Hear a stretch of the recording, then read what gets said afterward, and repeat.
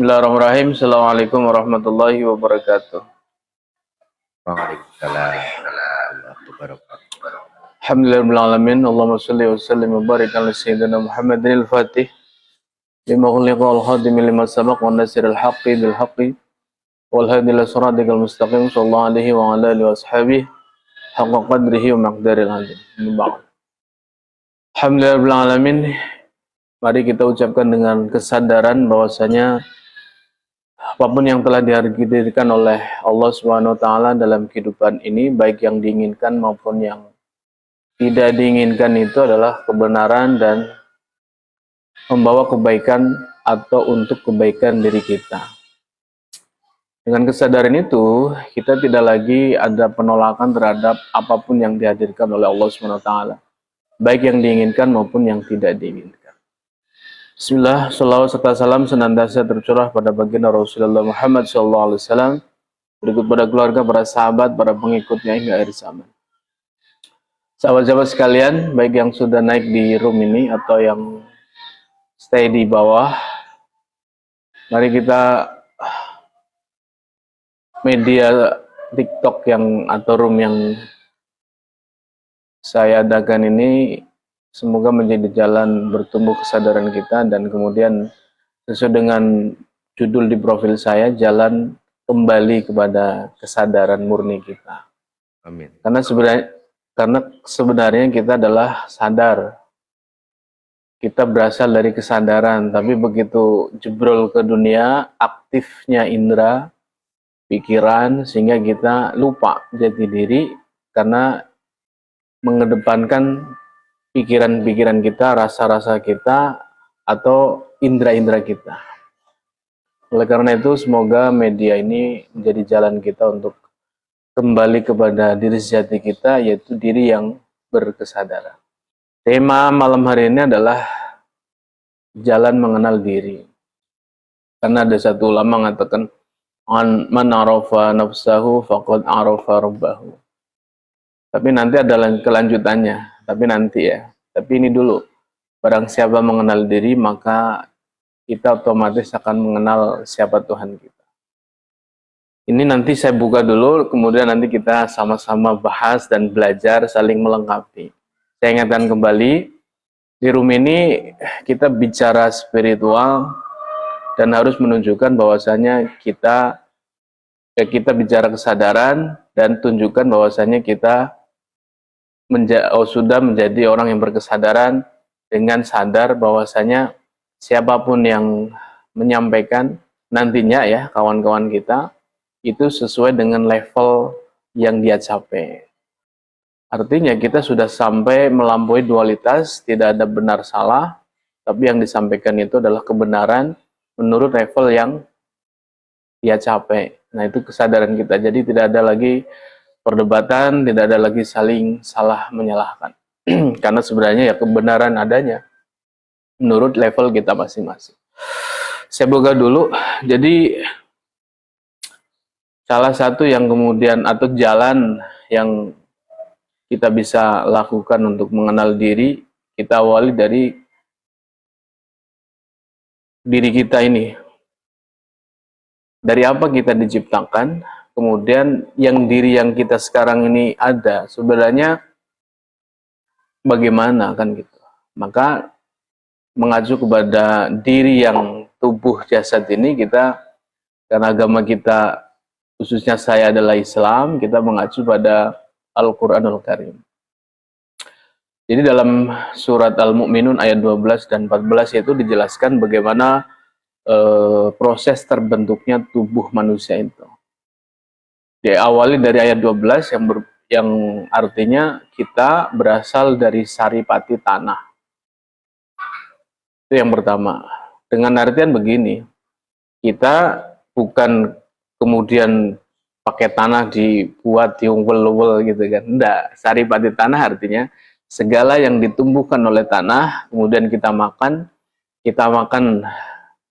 yang laki-laki menjadi sel sperma, yang kemudian dimakan wanita, nantinya menjadi sel telur.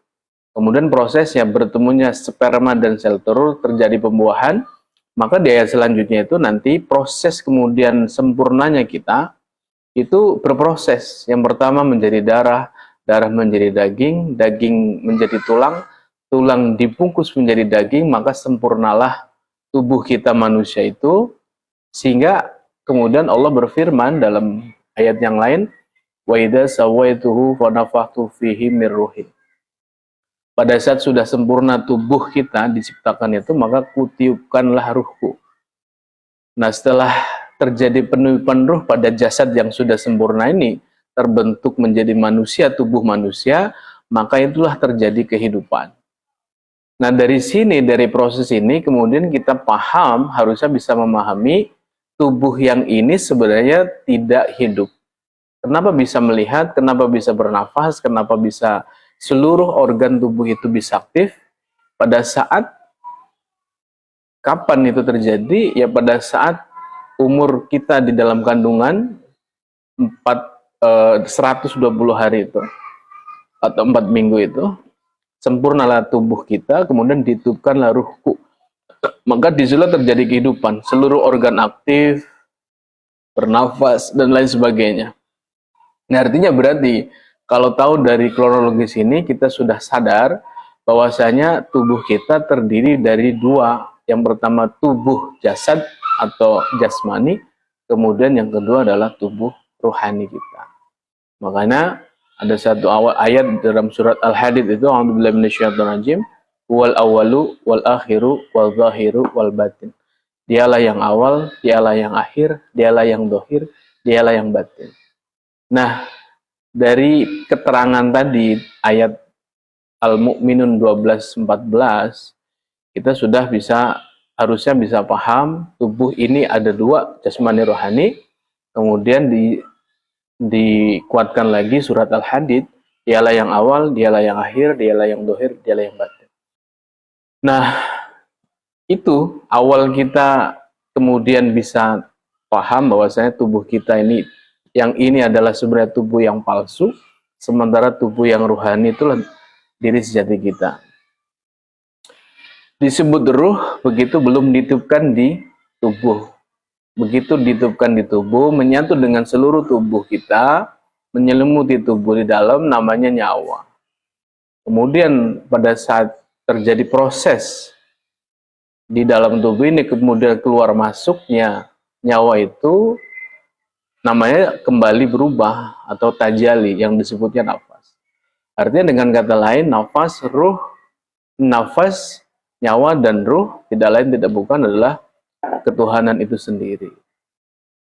Nah, ini garis besarnya. Kemudian dari sini kita bisa mengambil kesimpulan bahwasanya kita terdiri dari dua tubuh, tubuh yang palsu, tubuh yang tidak hidup, kemudian tubuh yang asli yaitu ruh itu sendiri yang kemudian menjadi daya hidup sehingga terciptalah kehidupan yang sekarang kita lihat.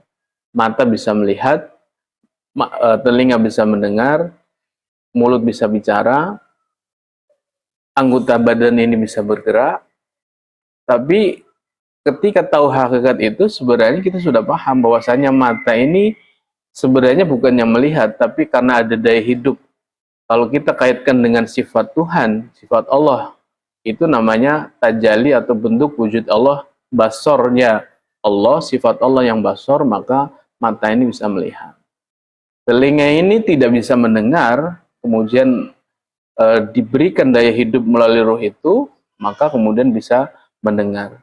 Sebenarnya telinga ini tidak mendengar, tapi karena ada sifat Allah yang bersifat sama, maka telinga ini kemudian bisa mendengar. Kemudian mulut ini juga tidak bisa berkata-kata, karena ada daya hidup berupa ruh, kemudian ada sifat Allah yang bersifat kalam, maka mulut ini juga kemudian bisa berkata. Bergerak, kemudian berpengetahuan, semua itu adalah bukan tubuh ini yang semuanya menjalankan atau bereaksi, tapi seluruh daya hidup yang kemudian sifat-sifat Allah itu yang manunggal dalam diri ini.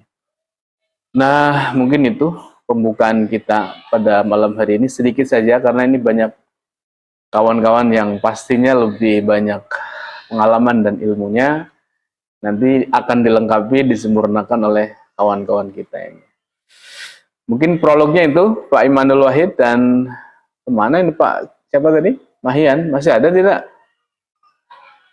Lagi terjeda dulu. Itu masih ada, tapi lagi dijeda. Nah, Oh, jeda. iya. Tapi masih ada gitu. Ya, Oke. masih. Mendengar gitu ya. Ya, mendengar. Siap. Nah, mungkin prolognya itu para sahabat-sahabat tinggal kita babar untuk saling melengkapi dan menyempurnakan sehingga nanti berkembang. Apa yang kemudian saya pahami akan disempurnakan oleh ilmu pemahaman dari Bapak Wahid dan Mahian, kemudian nanti kawan-kawan yang lain. Ini mulai sudah aktif, mungkin tinggal masuk saja. Mungkin diawali dari Bapak Imanul Wahid, monggo kita sharing Pak Iman terkait tentang jalan mengenal diri. Kemudian prolognya tadi seperti itu, nanti tambahannya, koreksinya atau apa ya, tambah kesempurnaannya seperti apa, monggo Pak Imanul Wahid. Nanti kemudian kawan-kawan yang lain. Ya. Boleh kenalan dulu Pak, boleh kenalan dulu. Nah. Baik. Assalamualaikum warahmatullahi wabarakatuh. Waalaikumsalam. Saya Imanul Wahid dari Jawa Tengah. Jawa Tengahnya mana? Di Kabupaten Banyumas, Purwokerto. Oh, siap. Kulo Kebumen, Pak. Kulo Kebumen. Waduh. Tangga berarti. Ternyata saudara kita sendiri ya, sama-sama. Cuman saya tinggal di Palembang, Pak. Oh gitu. Udah lama di Palembang, Mas? Saya dari tahun 2000. Waalaikumsalam. Silakan dari silakan. Lanjut, Pak. Oke. Ya tadi udah dijabarkan ya, begitu rapi, begitu rinci oleh host kita tentang proses perjalanan hidup manusia, di mana temanya malam ini adalah jalan mengenal diri ya. Perlu diketahui bahwa saya itu memang pada dasarnya kurang menguasai ya kalau untuk bahasa-bahasa dari Arab. Ya. Jadi saya akan sedikit narasikan dengan bahasa kita, gitu ya. Bahasa yang mudah dipahami, yang tidak harus apa ya, orang Arab-Araban pikiran dengan cara ke Arab-Araban gitu. Tetapi iya. bukan salah ya, karena itu memang konsep yang dibawa memang arahnya dari situ tadinya. Oke. Tapi kalau boleh tahu, Nun Sewu, ini supaya artinya gini, kalau saya kan universal, jadi disebut kesadaran itu kan universal, tidak terpaku oleh keyakinan tertentu, gitu kan? Nah, artinya boleh tahu, Nun Sewu, ini room ini untuk siapapun ya, yang berkeyakinan apapun. Tapi boleh tahu dulu agamanya apa, Pak Imanul Wahid? Kalau secara status Muslim, ya. Status Muslim. Tapi kalau untuk Islam kita sedang berproses ya. Siap. Iya. Makanya monggo. Ini agak tepat sekali nih temanya malam ini, jalan mengenal diri. Jadi kalau menurut saya gini Mas. Ya. Kita tidak akan mampu untuk bisa mengenal diri ketika kita tidak tahu tentang asal-usul perjalanan hidup kita. Gitu. Kalau orang Jawa bilang, kita harus mengenal tentang angkan paraning pribadi. Asal muasal kita hidup, dari mana, dan di mana, dan mau kemana. Tadi sudah jelas dijabarkan oleh host kita bahwa secara teknis proses perjalanan hidup manusia memang tadi disebutkan sudah rinci ya. Ya. Jika awalnya kita memakan daripada saripatinya bumi, di mana tanaman yang ditanam di bumi kita makan menjadi akhirnya menjadikan saripati ya yang kita makan, sehingga proses hubungan antara laki-laki dan perempuan akhirnya menghasilkan apa ya, air mani lah gitu ya. Ya, itu akhirnya berbuah. Nah, itu prosesnya seperti itulah. Gitu. Ini terlalu menggema itu gimana? Suaranya terlalu menggema ya? Iya, mental ya. Apa ini? Bagaimana? Coba saya matikan dulu. Oke ya, coba. Nah, ini enggak. Ini udah nggak mental ya. Kalau jenengan dimatikan, kita normal nih. Iya. Tapi jenengan nggak kedengeran suaranya. Suara hostnya hilang. Iya, suara hostnya hilang. Pakai mute tadi. Coba. Sekarang? Ya, sekarang kedengeran. Oke, bagus. Ya, sip. Iya. Ya, di mana tadi? Lupa. Sperma. Oh iya. Yaitu proses perjalanan secara jasad ya. Berjalan secara realita kita seperti itu. Tapi pada hakikatnya gitu. Yang akan saya simpulkan di sini adalah bahwa sesungguhnya manusia itu tidak akan pernah mengenal Tuhan tadinya. Kenapa demikian? Karena dikala manusia itu belum bisa membaca tentang proses perjalanan tadi yang saya sebutkan, mengenal tentang asal muasal hidup kita, dari mana, di mana mau kemana, itu kan berarti kita sudah berbicara tentang ingin mengenal siapa pencipta kita. Gitu. Nah, setelah adanya berproses itu, ketika kita sadar bahwa tadinya itu kita tidak ada, lalu kemudian diadakan. Kalau bahasa umumnya kita diciptakan, kan gitu. Lalu kemudian kita dihidupkan. Lalu kemudian kita dipelihara. Lalu kemudian kita dilahirkan. Itu prosesnya semua itu jelas. Di luar nalar kita ketika kita bicara, kok bisa ada ya? Sebab sebelum kita tahu bahwa kita ada, tentunya segala sesuatu itu sudah dipersiapkan oleh yang maha ada itu. Contoh sebelum kita ada, itu sudah dikehendaki sama sang pencipta bahwa suatu ketika saya akan dititipkan di rahim ibu. Sedangkan ibu sendiri tidak tahu proses itu.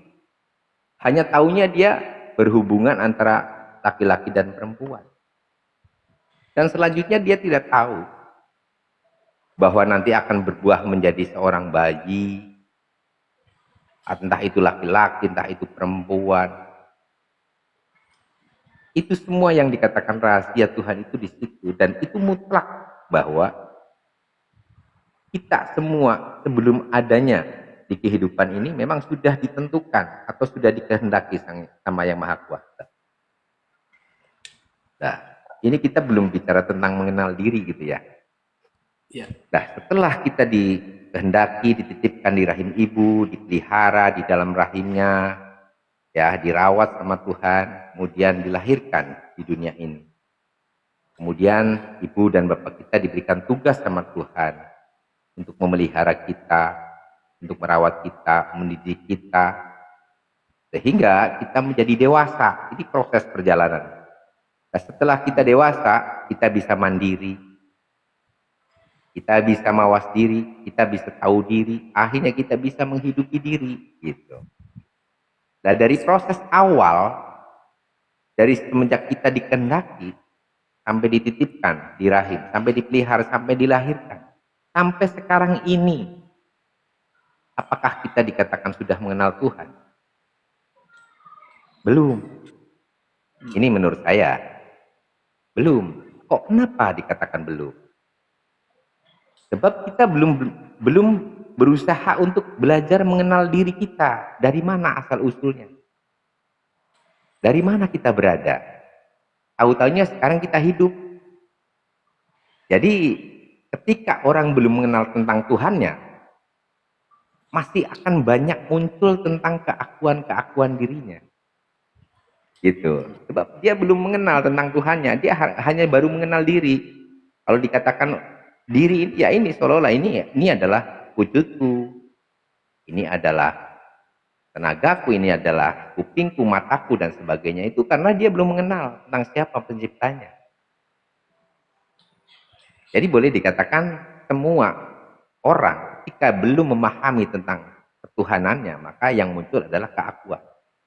Maka yang sekarang terjadi, ketika orang berbicara ketuhanan dan ketuhanan, tapi masih muncul tentang dirinya, tentang keakuannya, tentang keegoannya, pasti sebenarnya apa yang diucapkan itu belum masuk ke ranah ketauhidannya, belum masuk ke ranah ketuhanannya, sebenarnya masih masuk ke ranah keakuannya. Itu yang harus digarisbawahi, gitu. Sebab apa? Kalau orang yang sudah mengenal tentang dirinya, pasti dia tahu tentang Sang Pencipta. Karena tadi yang sudah disebutkan oleh host bahwa semua pada hakikatnya itu kita tuh diberi, dikehendaki, diberi, dipelihara, dan semuanya itu hak Allah semuanya. Nah, kita punyanya apa? Kan gitu kan? Ketika orang sudah menyadari tentang pada hakikatnya kita tuh mati, kata host tadi bilang, jasad ini sesungguhnya hakikatnya mati. Hidup itu karena ada daya hidup yang dihidupkan oleh yang maha hidup itu.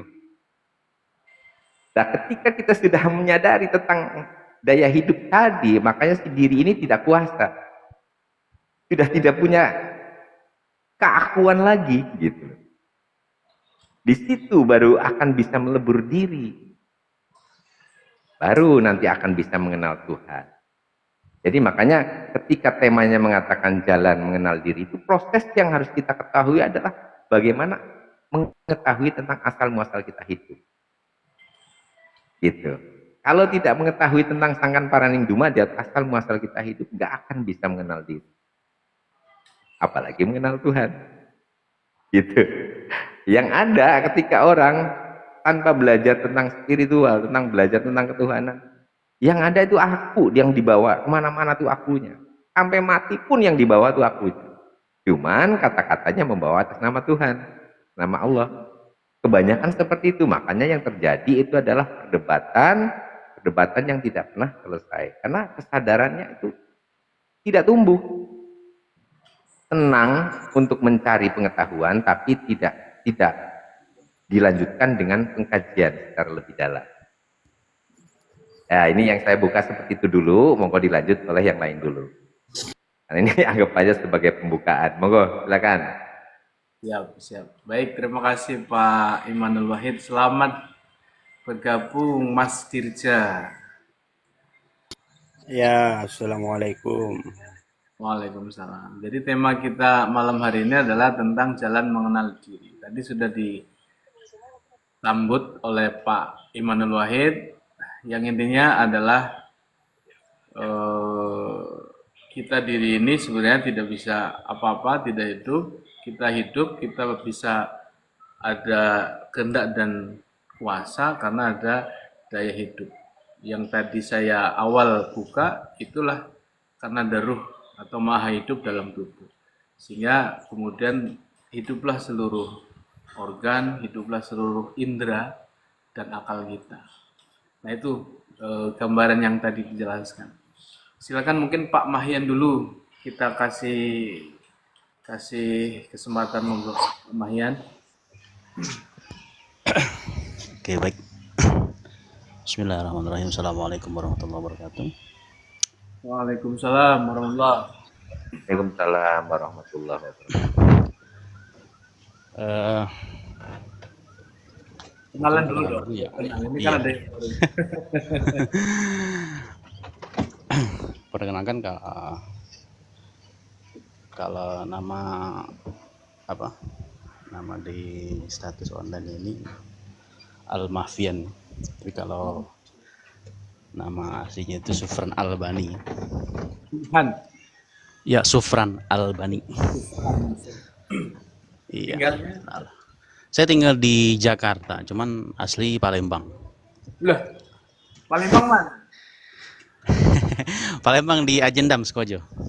Lah, deket. Saya di Talang Jambe, bandara.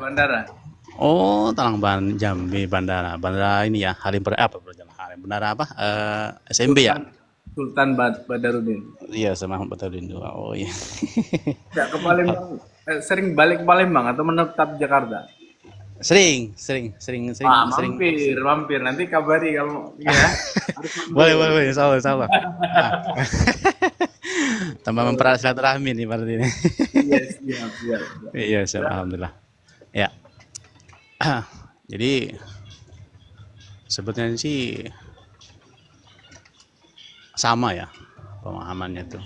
Artinya apa yang disampaikan, apa yang diuraikan, tujuan daripada jalan mengenal diri ini seperti yang telah disampaikan oleh hostnya tadi, berikut kutipan dari hadis qudsinya itu, man arafa nafsahu faqad arafa rabbahu. Artinya barang siapa kenal dirinya, dia akan kenal Tuhannya. Kalau kita bicara masalah kenal diri, banyak pemahamannya. Setiap orang itu pasti banyak memahami. Pemahaman itu lebih, ada yang diri di sini, diri zohir, ya kan? Artinya jiwa atau nafs ya tadi kan. Tapi kalau kita melihat daripada arti dari man arafa nafsahu faqad arafa rabbahu, sebenarnya itu tertuju kepada diri sebenar diri, artinya diri Tuhan itu tadi sebenarnya. Hakikatnya. Kalau dalam pemahaman apa yang saya pahami dalam pembelajaran mengenal diri ini. Tapi memang banyak yang disampaikan itu adalah diri apa dalam bentuk diri jiwa tadi ya, diri jiwa tadi. Maka pada saat membicarakan masalah diri dalam kaji-kaji yang banyak yang terjadi di apa namanya itu TikTok ini ya, yang saya pahami, yang saya dapat itu yaitu diri jiwa tadi kan. Ya, diri jiwa tadi, baik itu yang berhubung tentang jasad dan berhubung tentang jiwa tadi ya, nafs atau ego tadi, keakuan tadi kan. Maka timbul perdebatan yang tidak ada penyelesaiannya sebenarnya. Gitu. Padahal yang dia dikehendaki dalam mengenal diri itu adalah man arafa nafsahu-nya itu, hu-nya itu kan dia itu. Hu-nya itu kan huanya itu kecil sebenarnya itu kan, bukan huwa dia yang sesungguhnya itu kan. Artinya huwa itu itulah diri Tuhan tadi sebenarnya yang dikehendaki itu. Nah, yang saya pahami itu seperti itu. Yang dituju itu adalah diri Tuhan itu. Karena diri Tuhan itulah yang sebenarnya yang harus kita kenal. Karena diri Tuhan itu hakikatnya itu adalah esa dengan Tuhannya sebenarnya. Jadi dalam hal asal kejadian diri itu, sebelum diri itu wujud atau tajalli, di Tuhan itu ingin dikenal, dan kemudian Tuhan itu mentajalikan dirinya, dan dirinya inilah yang ingin dikenal ini. Diri Tuhan inilah yang ingin dikenal ini. Mungkin pemahaman yang saya sampaikan mungkin sebatas itu dulu. Untuk selanjutnya mungkin ada perkembangan tambahan dari pemahaman kita masing-masing. Mungkin segitu, Mas. Siap. Baik, terima kasih Pak. Siapa tadi aslinya? Al-Mahfian. Siapa? Biasa ya. Jadi Iya, Mbak naik dong, masa saya udah undang kok. Baik, terima kasih Pak. Kemudian Pak Tirja, monggo turun ilmunya. Jadi di sini tidak ada yang kemudian benar salah ya. Kita sudah harus melampaui itu. Kita harus sudah melampaui dualitas, sadari apa yang disampaikan oleh siapapun itu sesuai dengan level pencapaian dia. Ya benar menurut apa yang sudah disampaikan. Jadi tidak ada benar dan salah. Yang ada hanyalah kebenaran yang ada.